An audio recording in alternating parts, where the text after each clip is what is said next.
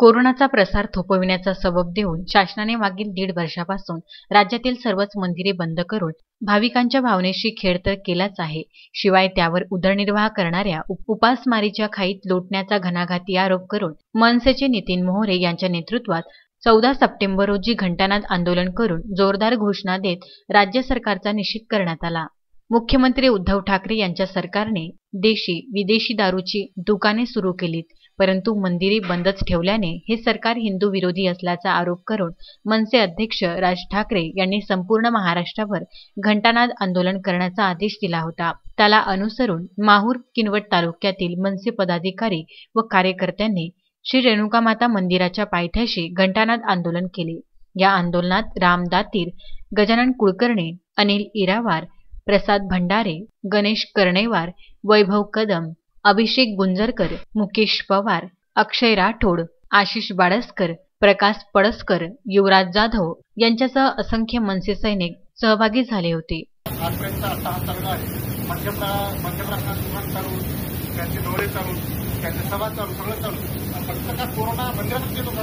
तुमच्या सभेमध्ये, मध्यप्रशासनाच्या दुकानामध्ये, इतर मॉल चालू केले तर मॉलमध्ये काय कोरोना होत नाही का? जाणीवपूर्वक माझं म्हणणं असं की जाणीवपूर्वक फक्त मंदिर सर्वत्र बंद राहावं यासाठी चाललेला हा अट्टहास आहे। हिंदू विरोधी सरकारच मी असं जाहीरपणे बोलतो की हे सरकार जे आहे तिघाडी सरकार हे हिंदू विरोधी आहे, हिंदू देवस्थान मंदिरांच्या विरोधात आहे। सगळे आपण बाकी धर्माचे प्रार्थना दिवस आता चालू आहेत, त्यांचे सगळे सण तेव्हा सुद्धा झाले। फक्त हिंदू सणावर अडका या शेतकऱ्याचा असतो आणि याच्या निषेधार्थ तिघाडी सरकारचे करायचे काय?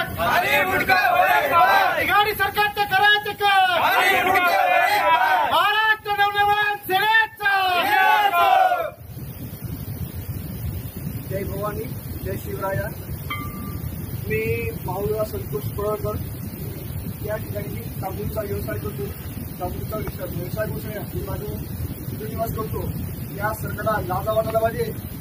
या ठिकाणी श्रद्धा असते, फौजांची श्रद्धा असते, मानधनाची श्रद्धा असते, तेच पण दूरसण्या दारूपुढे कळगाई उघडे, महाल उघडे, दत्तपूर लॉज बेस उघडे, पण देवस्थानचं मंदिर बंद दूरसण्या तुमचा काय मिळते हे आम्हाला सरकारने सांगून द्यावे, ही आमची भक्तांची सामूहिक आणि दीक्षा आहे। संजय घोगरेसह अनवर खिच्ची, विदर्भ न्यूज, माहूर।